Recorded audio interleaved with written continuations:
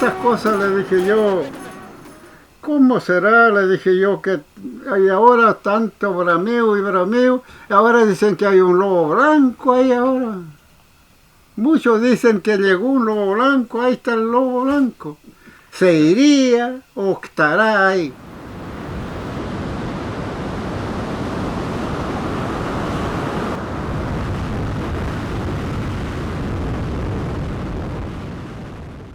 Entonces de ahí dijimos, puta, pero ¿qué será? Pero nadie dijo algo puede suceder y ya. Después se fue el lobo. Desapareció. Desapareció el lobo. Ahí fue los bramidos como que estaban ahí días y noches, los lobos, desesperados parece. ¿Qué le pasarán los animales de Antón Levín? Se llamaba el hombre que vivía ahí. Entonces lo que contaba mi papá de que para el terremoto del 60, como el mar salió todo esto, en estos valles para acá, la gente se asustó mucho y empezó a subir todo aquí y se juntaron todos acá. Y aquí empezaron a hacer yayipún, esto de ñillatún, porque estaban muy asustados, pasaron la noche completa acá. Y de repente sucedió ese caso de la salida del mar. Pues. Vino un temblor primero, puta, acá, y que los cerros, las toscas, no que todo tosca, se mandaba guarda abajo. La humadera que quedó, yo estaba allá, me vine para acá. Cuando llegué aquí, el mar salió. Chocó en ese cerro que hay allí, ahí había una casa viviente. Y pegó el choque allá, pegó, y la casa está aquí. Lo sacó limpiecitos. Se fue para adentro con casa, con todo, no dejó una viruta. Se metió al mar. Claro.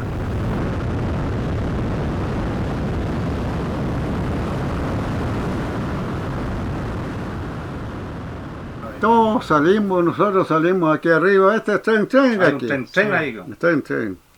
Y los demás, todos llegaron aquí lo que podían llegar y los otros se fueron más arriba, más para adentro, para allá. Entonces amanecimos. Al otro día, como siempre, el joven, yo estaba nuevo todavía, pero con otro amigo, vamos a ver la lobería cómo quedó, porque el mar quedó normal. En la noche salió harto más, pero al sur, allá en Puerto Saavedra hasta se terminó en la noche. Ya. En la noche, la salida ya se terminó el pueblo, pues. El pueblo entero para arriba ahí.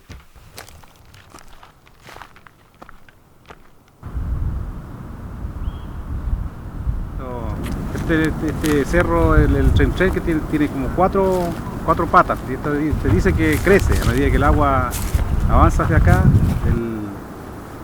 el cerro crece.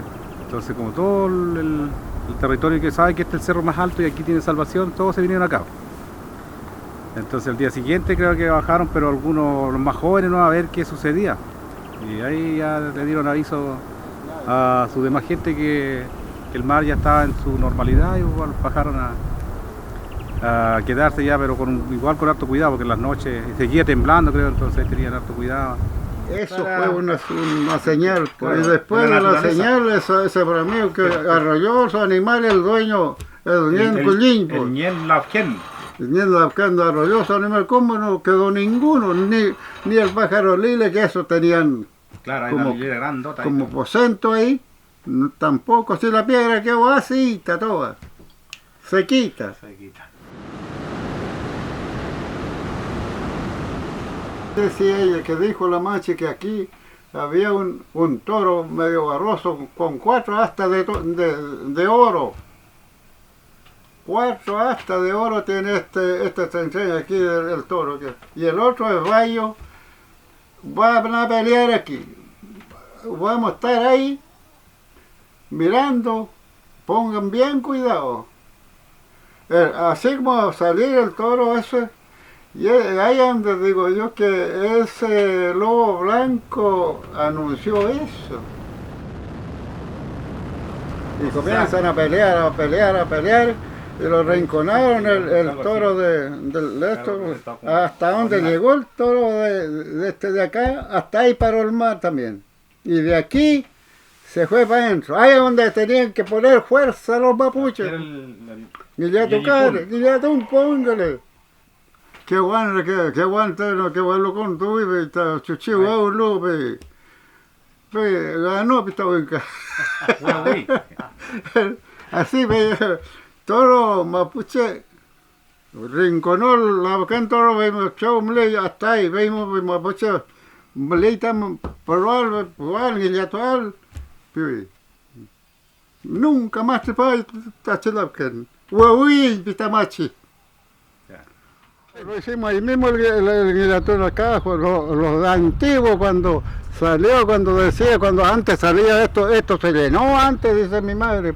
Eso venían los de Muncul y todos llegaron ahí arriba ahí, porque para allá no había cerro, para allá pura vega de esto. Ya. Sí, pues. Cuando pasó el 60, nosotros llegamos ahí abajo del camino que hay ahora, ahí estamos, ahí hicimos cancha, ahí hicimos fallado. Después del Marimoto. Después del maremoto.